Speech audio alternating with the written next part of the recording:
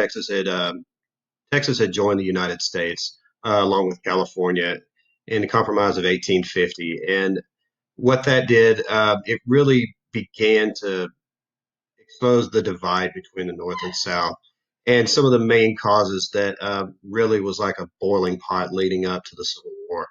And so our next section is mainly deals with the causes of the Civil War. And the main one we want to talk about is leading one is sectionalism.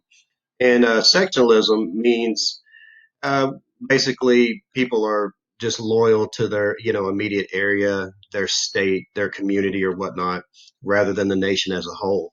And sectionalism had always existed since the founding because the founding colonists and early immigrants into the U.S. they initially came from different parts of Great Britain. The colonists in the northern states generally came from southern Great Britain.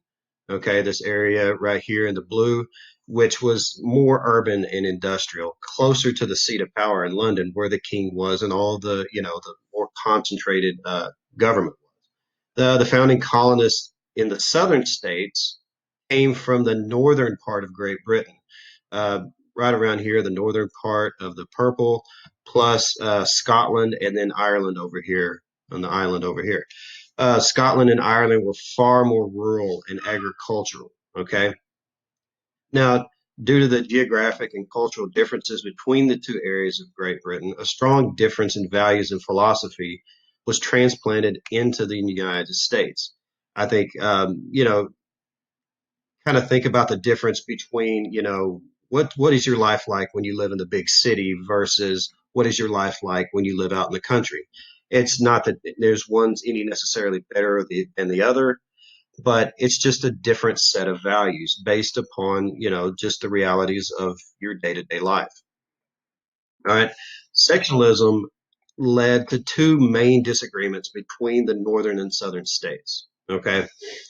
Tariffs or one of them. They were a constant source of conflict. The northern states were industrial. That's where all of the main manufacturing plants were. They created products for use, tools, China,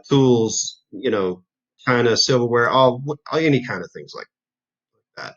And they wanted to protect their market share and keep prices high by putting taxes or import tariffs on imported goods. Okay, those things still happen today. The price of sugar in the United States is abnormally high than what it should be because there are huge import tariffs on sugar into the United States. The southern states had far fewer factories. The population tended to be lower. And so they had to buy the goods that they needed. They didn't have a factory down, in the state or, next county over that made it. And so they had to buy it from somewhere else. And European imports tended to be of higher quality. So southern states generally preferred to buy things made in Germany, Italy, or England rather than buying the stuff made in, maybe New York or Pennsylvania because they felt like the New York and Pennsylvania products were lower quality. And so they really were very resentful of the fact that the import tariffs were imposed to protect kind of like that monopoly of northern industry on the products that the southerners could buy. The another cause, main cause, this is one of the leading causes, symptom of sectionalism is slavery.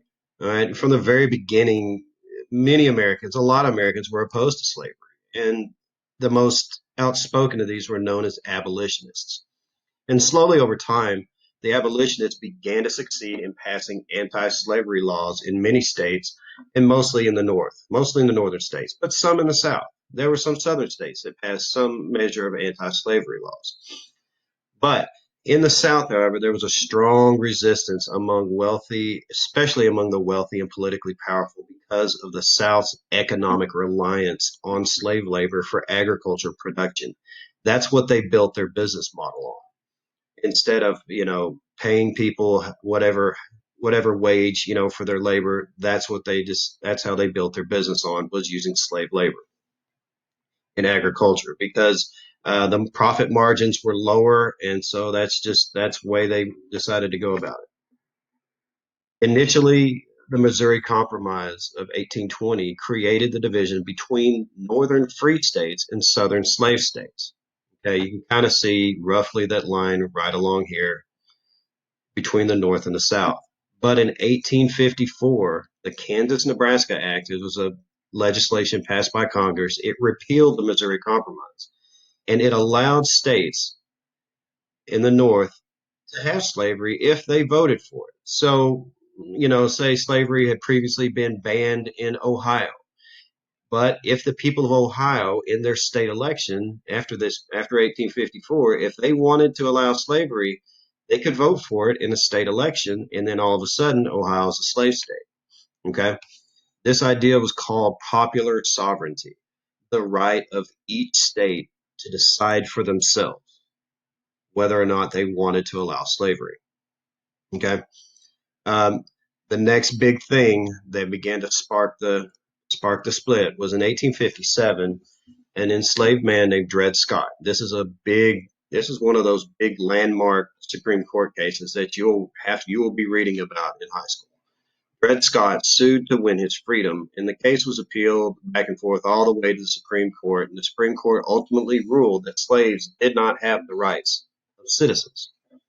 And so that really angered the anti-slavery people in the United States, especially in the North. Now, how does this relate to Texas? Uh, the thing about Sam Houston, when he actually had owned slaves, but he was not he doesn't, from all accounts, he doesn't seem to be one of these, fire and brimstone people promoting slavery. But later on, after Texas joined the United States as governor of Texas, Sam Houston, he actively fought against Texas seceding.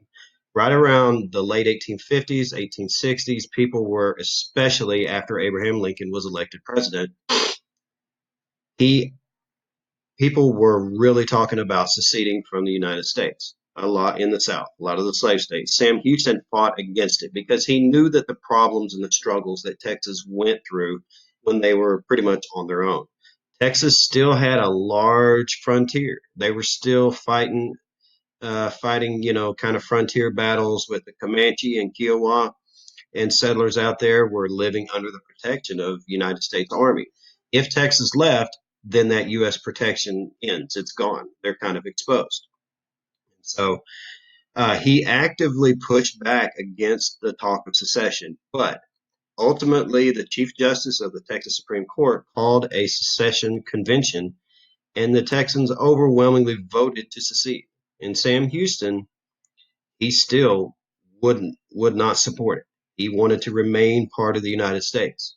In that vein, he was similar to Abraham Lincoln. Abraham Lincoln wanted to preserve the United States as it was at all costs.